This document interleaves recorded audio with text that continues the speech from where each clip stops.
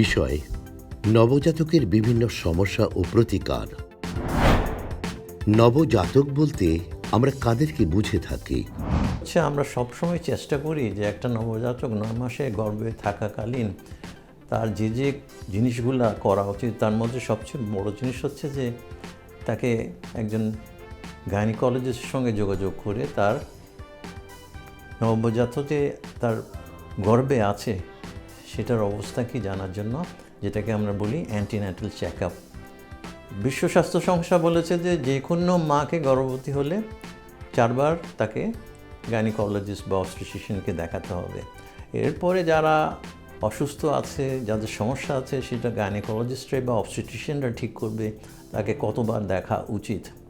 আমরা স্বাভাবিক নবজাতক বলি যারা 9 মাস গর্ভে আছে, 37 সপ্তাহ পূরণ করে তারপরে জন্ম নিয়েছে।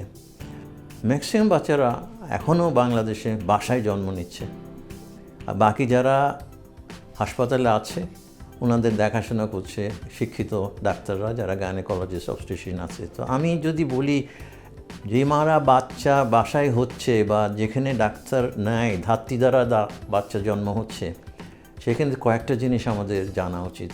একটা স্বাভাবিক নবজাতক কাকে বলবো? যে নবজাতক হওয়ার পরেই কান্না করছে, তার রঙটা লালচে হতে হবে বা গোলাপি হতে হবে, তার হাত পা নাড়তে হবে, তার মধ্যে কোনো ধরনের নিঃশ্বাসের কষ্ট থাকবে না, কোনো ধরনের সমস্যা যেগুলো আমরা বলি তাকে সঙ্গে সঙ্গে দুধ খাওয়ানোর চেষ্টা করলে সে যে দুধ খেতে চায়, তার যদি পায়খানা পেশাব যদি ঠিকভাবে সে করে ফেলে, তার ওজন যদি 2.5 কেজির বেশি হয়, আর সে যদি 37 সপ্তাহ পরে হয়, 40 সপ্তাহের মধ্যে হয়, সেটাকে আমরা বলি একজন স্বাভাবিক নবজাতক শিশু। নবজাতক আমরা বলি যারা জন্মের থেকে 28 দিন পর্যন্ত এই বয়সে আসেন, তাদেরকেই আমরা নবজাতক বলে থাকি। নবজাতককে ঘরে কেমন পরিচর্যা করা উচিত? সবচেয়ে প্রধান জিনিস হলো, যদি একটি স্বাভাবিক নবজাতক বাচ্চা হয়, যে বাচ্চা কোনো সমস্যা নেই, যে সমস্যা বলতে আমরা কী বলি, তার কোনো ধরনের নিঃশ্বাসের কষ্ট নাই, তার কোনো ধরনের জন্মগত কোনো সমস্যা নেই, সব ভালো আছে, তার ওজন ভালো আছে, সব কিছু দেখে মা দেখতে পাচ্ছে যে বাচ্চার কান্নাকাটি ভালো আছে, পেশাব পায়খানা করছে, সব তার হাত পা নাড়তেছে, এটা একটা স্বাভাবিক নবজাতক। তখন প্রথম প্রশ্ন আছে যে বুকের দুধের কোনো বিকল্প নেই। আমাদেরকে এটা মাথায় একদম 100% রাখতে হবে যে নবজাতক হওয়ার সাথে সাথে 1 ঘন্টার মধ্যে বুকে লাগাতে হবে। সেই মাকে চেষ্টা করতে হবে বুকের দুধ খাওয়াতে। তো বুকের দুধ খাওয়ানোর মধ্যে একটা সমস্যা হচ্ছে যে প্রথম 3 দিন বুকের দুধ আসে না, কম আসে। তার আগে একটা জিনিস আসে, সেটাকে আমরা শাল দুধ বলে থাকি। এই শাল দুধটা খাওয়াতে হবে, এই শাল দুধটা খুবই ইম্পর্ট্যান্ট। আর 2 নম্বর কথা হচ্ছে যে আমরা আরেকটা জিনিস যেটা সবসময় করে থাকি, যেটা আমরা আজকাল মানা করছি, যে বাচ্চাকে বাইরে রোদ্রে দেওয়া যাবে না। বাইরে রোদ্রে দিলে বাচ্চাগুলার পলিউশন কারণে অনেক সমস্যা হতে পারে, বাচ্চার হিট টেম্পারেচার মেনটেন করতে পারে না, সেগুলো আমরা যেন একটু খেয়াল করি। 2 নম্বর হচ্ছে যে নাভিতে কোনো কিছু লাগানো যাবে না, নাভিটা শুকনো থাকতে হবে, নাভিতে কোনো ওষুধ দেওয়া যাবে না। নাভি যদি 7 দিনে পড়ে যায় কোনো সমস্যা নেই, সেটাকে শুধু মুছে ফেলতে হবে। বুকের দুধ চলতে হবে, নবজাতককে নাভির পরিচর্যা করতে হবে। এখন নবজাতকের যে সমস্যাটা হচ্ছে যে আমরা গোসল কখন দিব, তো সাধারণত আমরা যেটা চিন্তা করি যে নবজাতকের 3 দিন গোসল দেওয়া দরকার নেই, তারপরে আপনি গা মুছবেন, তারপরে 1 দিন পর 2 দিন পর গোসল দেওয়ার চেষ্টা করবেন। যদি তাপমাত্রা খুব কম থাকে, সেখানে আমরা গা মুছবো কুসুম গরম পানি দিয়ে, আর আমরা একটা সুস্থ নবজাতককে 1 নম্বর হচ্ছে বুকের দুধ খাওয়াতে হবে, 2 নম্বর হচ্ছে তার নাভি পরিচর্যা করতে হবে, 3 নম্বর হচ্ছে যে কোনো ধরনের সমস্যা যদি হয়ে থাকে ডাক্তারের সঙ্গে পরামর্শ করতে হবে। আর একটা জিনিস যেটা বলে রাখি, সরকার আমাদের অনেক ধরনের টিকা দিচ্ছে, ঠিক সময় মতো সেই টিকাগুলো দিতে হবে। নবজাতককে কোন অবস্থায় দেখলে দ্রুত ডাক্তারের কাছে নিয়ে যাব? নবজাতকের সমস্যা অনেক কিছু হতে পারে, যেটা আমরা সবসময় বলে থাকি বাংলাদেশে 3 ধরনের সমস্যা হয়ে থাকে। যেটা ডেলিভারির পরে হয়ে থাকে সেটা ডাক্তাররা বুঝতে পারেন, সবাই বুঝতে পারেন, সেটা তাড়াতাড়ি হাসপাতালেই ব্যবস্থা করা হয়। কিন্তু একটা নবজাতক আপনার সঙ্গে আছে, বাসায় আছে, কয়েকদিন আপনি রেখেছেন। 2 নম্বর হচ্ছে যে কথা হচ্ছে যে সমস্যাগুলো কী হতে পারে। তো সমস্যাগুলো সবসময় আমরা চিন্তা ভাবনা করে থাকি, যদি অস্বাভাবিক কোনো কিছু হয়, সবচেয়ে বড় যে বাচ্চা দুধ খাচ্ছে না, যখনই মা বলবে যে আমার বাচ্চা দুধ খাচ্ছে না, দুধ টানতেছে না, এইটা কিন্তু খুবই বড় একটা সিমটম বা সাইন বলবো যে বাচ্চাটা অসুস্থ। কেন দুধ খাচ্ছে না, তার কী সমস্যা আছে। 2 নম্বর সমস্যা হচ্ছে তার টেম্পারেচারটা পড়ে গেছে কি না। টেম্পারেচার যদি বেশি হয়ে যায় আর টেম্পারেচার যদি কমে যায় 37 ডিগ্রি সেলসিয়াসের নিচে যদি চলে আসে, ওদিকে 38 ডিগ্রি সেলসিয়াসের উপরে যদি চলে যায়, সেটাকে আমরা বলি, একটাকে বলি আমরা হাইপোথার্মিয়া, এটাকে বলি হাইপারথার্মিয়া। তো সেই জন্য তার টেম্পারেচারটা মেনটেন করতে হবে। 2 নম্বর হচ্ছে তার পেশাব পায়খানা ঠিকভাবে হচ্ছে কি না, তার নিঃশ্বাসের কষ্ট হচ্ছে কি না, বাচ্চাটা বমি করতেছে কি না, বাচ্চাটার পেট ফুলে যাচ্ছে কি না। আর সবচেয়ে সিরিয়াস জিনিস হচ্ছে বাচ্চার কোনো ধরনের অস্বাভাবিক হাত পা নাড়াছাড়া করছে কি না, কোনো ধরনের চোখ উল্টে যাচ্ছে কি না, কোনো সমস্যা হচ্ছে কি না, সেটা আমরা খিঁচুনি হিসেবে ধরে ফেলতেছি।